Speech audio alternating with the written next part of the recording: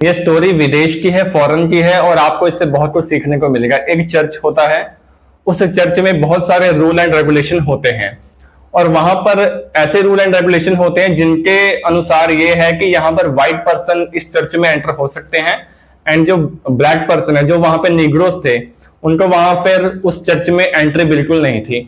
तो क्या होता है कि एक दिन रात में वहां पर एक निग्रो आता है उस चर्च में एंटर होने के लिए, और उसके मन में ये डाउट रहता है कि मे बी रात में जो मेरे ईश्वर है, मेरे परमेश्वर हैं, वो रात में मुझे एंट्री इजिली दे देंगे, क्योंकि रात में उनको समझ में नहीं आएगा कि मैं व्हाइट हूं या ब्लैक हूं, तो वो मुझे रात में इजिली पहचान नहीं पाएंगे, तो मैं उनके दर्शन कर लूंगा चोरी से। तो वो जब रात में एंटर हो रहा होता है, तो वहां पर जो पादरी होता है, जो वहां पर नियुक्त किया होता है, वो उड़ जाता है। वो उठता है तो वो कहता है, अरे तू रात में क्यों एंटर हो रहा है यहाँ पर? तो वो बोलता है, मैं रात में इसलिए एंटर हो रहा हूँ क्योंकि मैं परमेश्वर जी को देखना चाहता हूँ कि वो कैसे दिखते हैं देखने में। तो वो बोलता है, अरे परमेश्वर को सब पता है कि कौन व्हाइट है कौन ब्लैक है। एक काम कर, परमेश्वर तेरे व्हाइट और ब्लैक से नहीं, परमेश्वर इसलिए तुझसे मिलना नहीं चाहते क्योंकि वो जानते हैं कि तेरे मन की भी सफाई नहीं हुई, तेरा मन अभी शांत नहीं है, तुझे पहले अपने मन का जो जो कचरा है उसको साफ करना पड़ेगा। तो पहले तो अपना जो कचरा है उसको साफ कर। तो वो कहता है अच्छा, तो वो वहां से चला जाता है। उसके बाद बहुत दिनों तक वो वहां पर आता ही नहीं है। पादरी के मन में भी छोटा छोटा डाउट होता है कि वो आया क्यों नहीं यहाँ पर, लेकिन पादरी ये बात को बिल्कुल जानता होता है कि मैंने इस पर्सन को जो टास्क दिया है वो बहुत ही अलग सा टास्क है, और ये टास्क ऐसा है कि इसको कंप्लीट करना बहुत मुश्किल है, क्योंकि मन का वो शांत करना दुनिया का सबसे मुश्किल काम है, ये आप भी जानते हैं।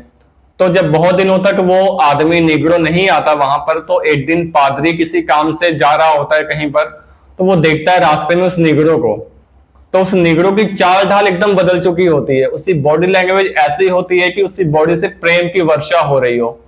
तो वो पादरी उसको बोलता है, तो आया नहीं उस दिन के बाद वहां पर, क्या हुआ, ऐसी क्या बात थी, तो वापस आया नहीं, क्या तेरा मन शांत नहीं हुआ? तो वो बोलता है, मैंने मन को शांत करने की बहुत कोशिश की, मैंने बहुत यत्न किए, अपने ऊपर बहुत प्रतिबद्ध लगाए, क्या क्या नहीं किया। तो एक दिन मैं खा पी कर ऐसे सो गया, तो रात को जब मैं सोया तो मेरे सपने में परमेश्वर आए। तो परमेश्वर ने मुझसे पूछा, बता तेरी ख्वाहिश क्या है, तू क्यों अपना मन शांत करने में इतना लगा हुआ है?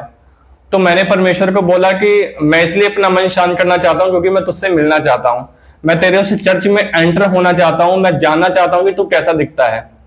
तो परमेश्वर बोलते हैं, तेरी ये ख्वाहिश कभी पूरी नहीं हो सकती। तो वो बोलता है, क्यों, ऐसा क्या मिस्टेक कर दिया मैंने, मैं तो अपना मन शांत कर रहा हूं जो आपके पादरी ने मुझे बताया था। तो वो बोलता है, अरे जिस चर्च में तो एंटर होना चाहता है उस चर्च में आज तक मुझे ही एंट्री नहीं मिली, तेरे को मैं क्या खाक एंट्री दूंगा वहां पर? उस चर्च में मैं तुझे एंट्री नहीं दे सकता, मैं आज तक खुद वहां एंटर नहीं हो पाया, क्योंकि उनके जो रूल एंड रेगुलेशन है वो आज तक मुझे ही नहीं समझ में आए, तो मैं तेरे को कैसे वहां पर एंट्री दे सकता हूं? तो वहां पर मैं ही नहीं उपलब्ध हूं, तो मैं होता कौन तुझे वहां पर एंट्री देने वाला? तो इससे ये चीज समझ में आती है कि ये जितने भी रूल एंड रेगुलेशन हैं ये इंसान द्वारा ही बनाए गए हैं, और इंसान जैसा होता है वो वैसे ही चीज बनाता है।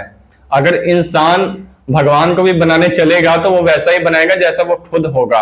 अगर एक इंसान जो है वो किसी जगह पर एंटर नहीं हो पा रहा, तो इसका रीजन ये नहीं है कि वहां पर भगवान ने उसको आने के लिए मना किया हुआ है, उसका रीजन ये है कि ये रूल इंसान ने बनाया है, और भगवान किसी भी चार दीवारी में रहने के लिए प्रतिबद्ध नहीं है, क्योंकि भगवान की विशालता ऐसी है कि जिसको हम नाप ही नहीं सकते।